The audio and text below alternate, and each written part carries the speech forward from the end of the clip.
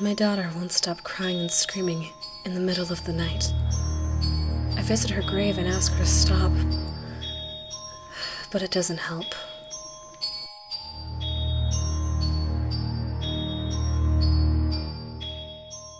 You get home, tired after a long day's work and ready for a relaxing night alone. You reach for the light switch, but another hand is already there.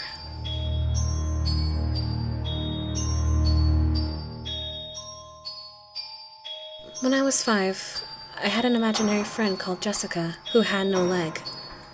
Mom said one day I told her Jessica had died due to complications during surgery to save her leg.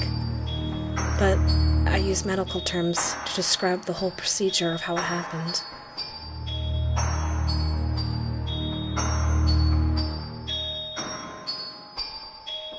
I wake up and everything feels wrong. It's too quiet outside. I look out the window and see everyone standing still, looking straight at my house.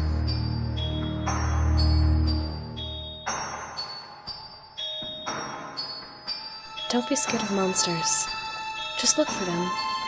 Look to your left, to your right, under your bed, behind your dresser, and in your closet.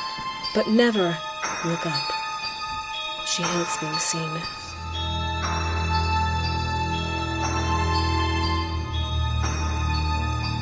Why are you doing this? I shrieked as the knife was raised. The voice in my head didn't answer.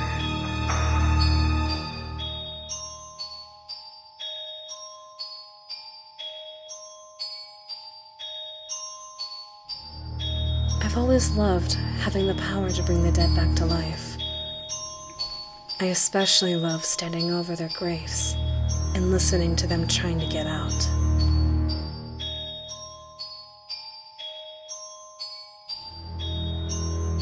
I can't move, breathe, speak, or hear, and it's so dark all the time. If I knew it would be this lonely, I would have been cremated instead.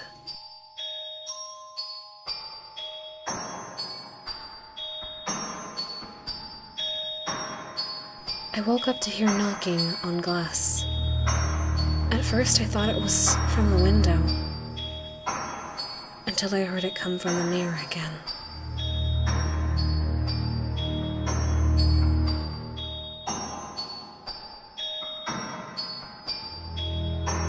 Finally, after all these years, I found the love of my life.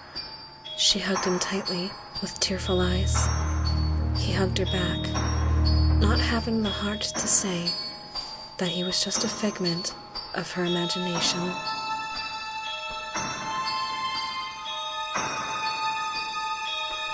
I looked in the rearview mirror and saw my best friend sitting in the back seat.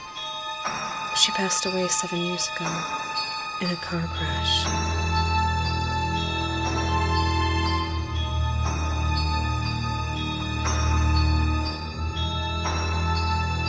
When I finally grabbed her in the darkness, I swam back to the surface. It never occurred to me how fast the ice could freeze over. I whispered to my son, "Jonathan, you needn't be afraid. There's no such thing as ghost."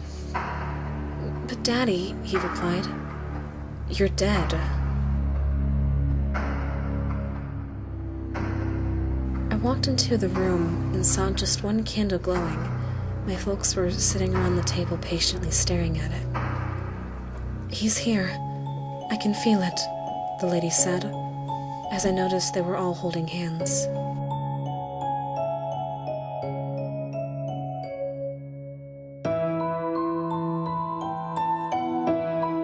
You are home alone, and you hear on the news about the profile of a murderer who is on the loose. You look outside the sliding glass doors to your backyard, and you notice a man standing out in the snow. He fits the profile of the murderer exactly, and he's smiling at you. You gulp, picking up the phone to your right and dialing 911. You look back out the glass as you press the phone to your ear, and notice he's much closer to you now. You then drop the phone in shock, as there are no footprints in the snow. It's his reflection.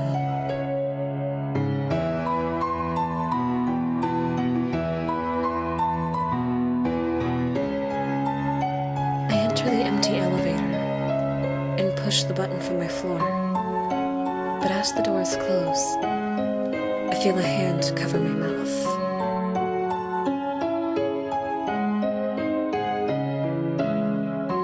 I let my little girl sleep with me at night.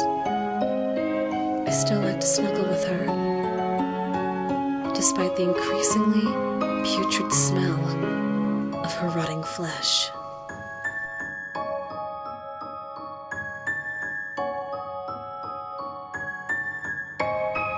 Okay, Mama. I will go to sleep and not talk about the man in my closet anymore. He's going to your room now anyway. Right, mister?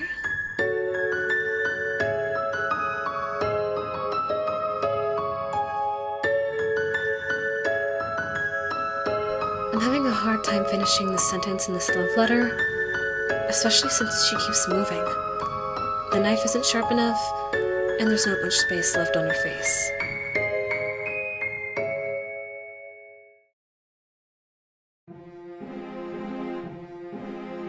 I pulled the trigger and killed my wife, and trained the loaded gun to my temple.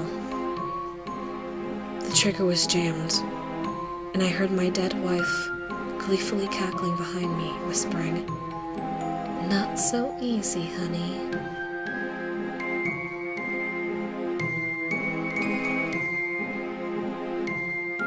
He took the little girl with the promise of sweets. They found the body a few days later, ripped to pieces, but they never did find his head.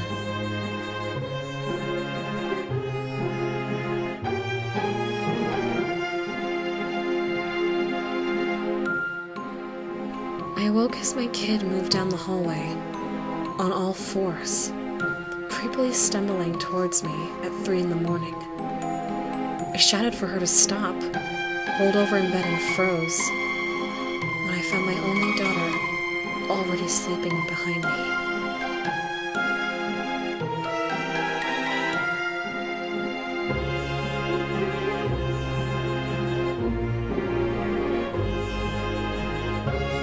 I was standing in my room when the wind closed the door. I laughed and said, "Well, now open it." I froze when the door opened up slowly.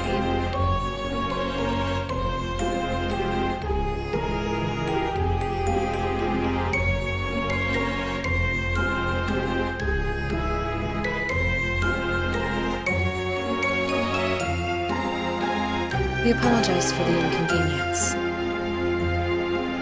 There will be no Wi-Fi on this